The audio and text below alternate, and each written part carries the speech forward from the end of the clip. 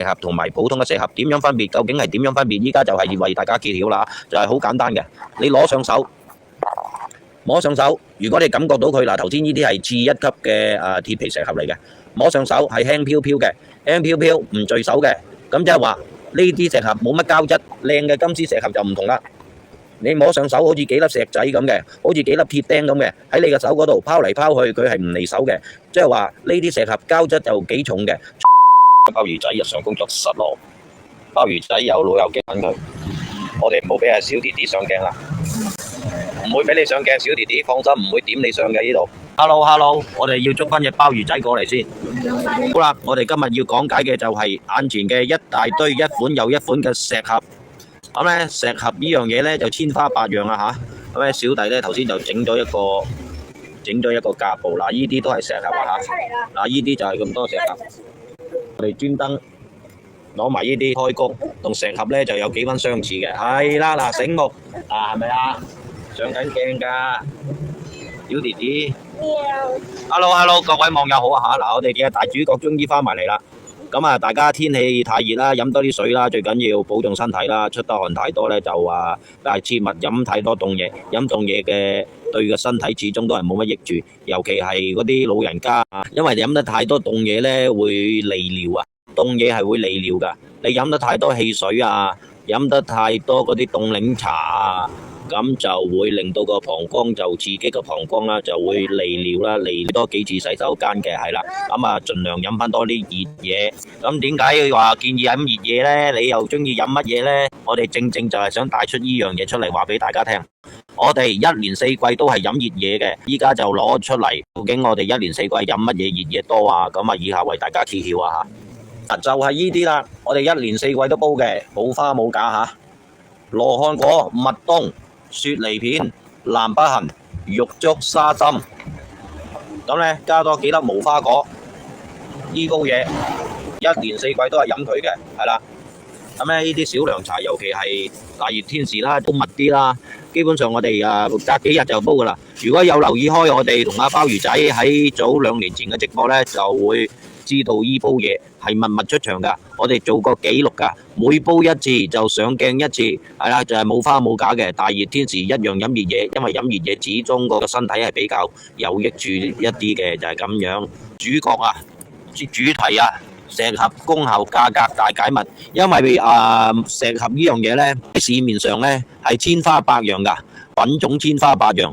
直條嘅石盒啦，又有啲龍頭鳳尾嘅石盒啦，又有鐵皮石盒啦、金絲石盒啦、水草芽石盒啦，咁就唔單止係佢品種繁多啊，而且佢石盒嘅價格呢係相差甚遠噶，平嘅去到30-40蚊一兩，貴嘅去到400-500蚊一兩，甚至去到成600-700蚊一兩噶。知識大解密，大家認真要聽小弟講解落去啦。咁呢，小弟呢為一個專業嘅湯料售貨員啊吓，專業嘅知識範圍內嘅嘢呢，我哋會好詳盡咁樣，好有耐性咁樣為大家逐一講解。你呢煲小涼茶先啦，究竟有咩功效啊？幾耐啊？咁就適合啲咩人啊？咁啊，涼茶當然係有啲涼性啦，適合啲成日喉嚨痛啊、口淡淡啊、口乾口苦啊、咽喉炎啊、扁桃腺發炎啊，甚至乎嗰啲鼻敏感啊、鼻竇炎啊都有功效嘅。咁啊，有啲蜜冬啦，蜜冬對鼻敏感又幾好啦，清下心火啊，散下熱氣啊，咁樣係啦。講翻嗰煲小涼茶，對嗰啲慢性咽喉炎啊好有效嘅，特別係啲小朋友啊去公園玩得多啊，成日喉嚨痛啊，成日想揾樣凍嘢飲啊，咁你煲嗰煲小涼茶，等佢攤凍佢，或者喺雪櫃雪一雪佢咯，佢一定要飲凍嘢嘅話，咁就擺喺雪櫃雪得佢，俾佢去公園玩完翻嚟就飲下，咁就好過飲嗰啲什麼汽水啊、什麼凍檸茶啊、什麼凍奶茶啊，古靈精怪嘅凍飲啦。咁啊，始終呢啲係有益嘢嚟嘅，但係佢都係屬於一啲比較涼性嘅涼茶啦，涼茶。咁你個體質受唔受得到呢？你就因人而異啦。你就最好諮詢一下醫生嘅意見，專業嘅中醫意見就比較適合。我哋只係一個普通嘅湯料售貨員。咁呢煲嘢呢，其實仲有另外一樣嘢可以加落去嘅，就係石盒啦。石盒到底有啲咩功效啊？點解會賣到咁貴啊？點解又有一啲石盒係可以賣到咁平啊？幾十蚊一兩至到幾百蚊一兩，究竟係點樣分辨好嘅石盒啊、靚嘅石盒啊、曳嘅石盒啊？點樣分別佢嘅品質呢？我哋陣間會即場教大家。個人經過多年接觸石盒，係經驗之談，保證令到大家將來去購買石盒嘅時候帶俾到大家一個好重要嘅小百科嚇。我哋先嚟讀一讀石盒嘅功效先。石盒有九大仙草之首嘅美譽，其核心功能在於滋陰清熱、益胃生津、護肝明目、清肝補眼。佢特別適合捱夜、口乾煙燥、經常使用電子產品導致眼澀或煙酒過多導致嘅虛火旺盛體質。以下為石盒四大主要功效：滋陰清熱，能夠舒緩因睡眠不足或陰虛引起嘅虛火上升；口乾舌燥、心煩氣躁等手心發熱；護眼明目，促進眼部呢個津液循環，能有緩解眼部過度導致眼部乾澀及視力疲勞。係啦，即係錯咗嚇，即係從頭嚟過。咁呢，益胃生津，保衛護黏膜，促進胃液分泌，適合消化不良及胃部隱隱作痛及脾胃不適者。抗氧化及增強免疫力，含豐富嘅石盒多糖，能幫助抗衰老及提升身體免疫力、抵抗力。個石盒嘅價格同埋教大家點樣分別揀到靚嘅石盒，邊啲係一啲品質曳嘅石盒，我哋陣間就會為大家解答。九大神仙草啊，咁咧嗱，呢啲就叫金絲石盒，顧名思義咧就比較係金絲嘅。嗱，呢啲就叫做靚金絲石盒，咁咧佢就色澤啊嚇，好金黃色嘅，呢啲就係金絲石盒啦。咁點樣分別佢係靚嘅金絲石盒，抑或係曳嘅金絲石盒呢？其實就方法最直接嘅方法咧，應該講係有一個嘅。咁我哋陣間就會解釋俾大家聽點分別嚇。嗱，呢啲就係普通嘅金絲石盒，普通嘅金絲石盒色澤係冇咁靚嘅嚇。嗱，呢啲就係鐵皮石盒，呢啲就係細粒嘅鐵皮石盒啦。鐵皮石盒呢啲都係算做係靚嘅鐵皮石盒㗎啦，大家睇色澤就睇到㗎啦。如果嗰啲石盒咧，嗰啲色澤咧太過類似近似呢啲咁樣咯，即係撻皮㗎啦。咁啊，呢啲係品質就較次一啲。咁咧嗱，呢啲就係大粒嘅鐵皮石盒，係啦。咁咧呢啲就係龍頭鳳尾嘅鐵皮石盒。龍頭鳳尾石盒咧係最石盒中最靚嘅等級嚟㗎嚇。又未去到頂級，但係你話去到龍頭鳳尾咧，呢啲就係屬於龍頭鳳尾嘅石盒。即係大家玩過13張就知啦。龍頭鳳尾降骨腰啊嚇。嗱，呢個就係龍頭鳳尾啦。咁就係一啲靚嘅石盒嚟嘅，因為你係一啲靚嘅石盒咧，先做到撩得出龍頭鳳尾嘅效果出嚟嘅，係啦。嗱，呢啲就係普通嘅鐵皮石盒，又係普通嘅，係比較品質係次一啲嘅。點樣分別呢？我哋陣間就會為大家揭曉啦。亂晒龍都唔緊要㗎嚇，陣間我哋可以分別得到㗎，分別得到究竟佢係邊款打邊款。係絕對分別得到出嚟嘅。嗱，呢啲就係胎菊啊嚇，同石盒外形係有啲相似㗎嚇。咁啊，大家千祈唔好誤會啊！呢啲係菊花嚟嘅，我哋專登係咁樣一樣嘅啫。今日嘅主角唔係佢石盒。好啦，最後就係要為大家點樣分別靚嘅石盒同埋普通嘅石盒點樣分別，究竟係點樣分別？依家就係要為大家揭曉啦，就係好簡單嘅。你攞上手，摸上手，如果你感覺到佢嗱，頭先呢啲係次一級嘅鐵皮石盒嚟嘅，摸上手係輕飄飄嘅，輕飄飄唔墜手嘅，咁即係話。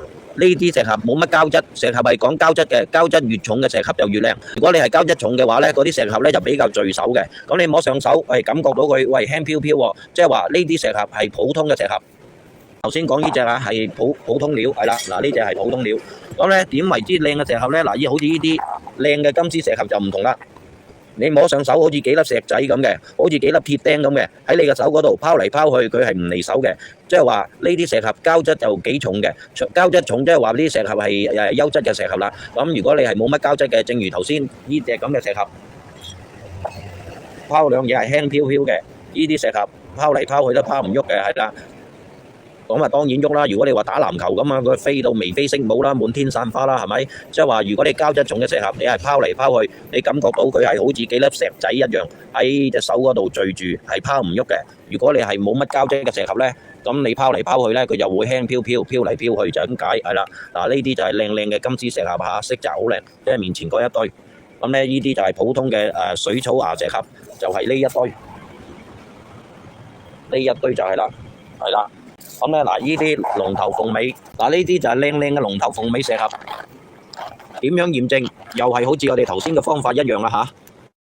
拋下佢，拋下佢，越墜手嘅就係代表膠質越重。如果你拋下拋下又係飄嚟飄去嘅咧，就代表嗰款石盒係冇乜膠質嘅，就比較係冇咁靚。呢啲係聚手㗎嚇，記住係聚手嘅，感覺到好似喺有幾粒石仔喺你隻手嗰度黐住咁樣嘅，咁樣分辨石盒就 O K 㗎啦。因為你去買石盒，佢種類繁多啊，你要揀到靚嘅石盒咧，你就必須要用上唔同嘅方法，亦有人會擺幾粒落個口嗰度，係咁咬，係咁咬，咬下佢究竟有冇啲膠質出嚟啊？又或者攞個鼻係咁聞啊？其實聞最簡單最直接嘅方法咧，就係我哋頭先教大家嘅方法啦。擺落隻手嗰度，拋下佢，聚手嘅就代表佢有膠質，唔聚手嘅就代表佢啲膠質麻麻地。咁咧就係咁樣揀石盒就最好啦。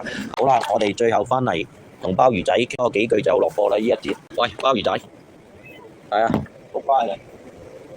喂，鮑魚仔，傾下偈先啊，係啊，咁大家欣賞下我哋呢隻鎮店之寶啊。講翻啲貓貓咧，大家唔好以為喂有隻貓喺度喎，會唔會令到你個店鋪隻貓周圍踩嚟踩去，會唔會周圍小便踩污糟啲貨啊？咁正相反大家千祈唔好對貓有啲乜嘢誤解。有貓嘅店鋪咧係特別乾淨嘅，佢會趕走晒啲烏蠅曱甴昆蟲就將佢哋全部趕走晒嘅，一隻老鼠都冇嘅。如果你冇貓貓嘅店鋪咧，嗰啲老鼠曱甴蚊滋蟑螂甚至乎嗰啲白竹蛇蟲鼠蟻都會引到入間店鋪都未定嘅。有貓貓喺度非常之咁乾淨嘅，有貓貓嘅店鋪係啦。咁我哋呢一節石盒簡短分享就講到呢度啦大家如果有啲咩湯水疑問，即管留言俾我同鮑魚仔，知識範圍內所識嘅嘢，一定會為大家做一個詳細嘅解答，就係咁樣。喂，鮑魚仔，好乖你，好乾淨你，係啊，講聲拜拜先啦，係啊。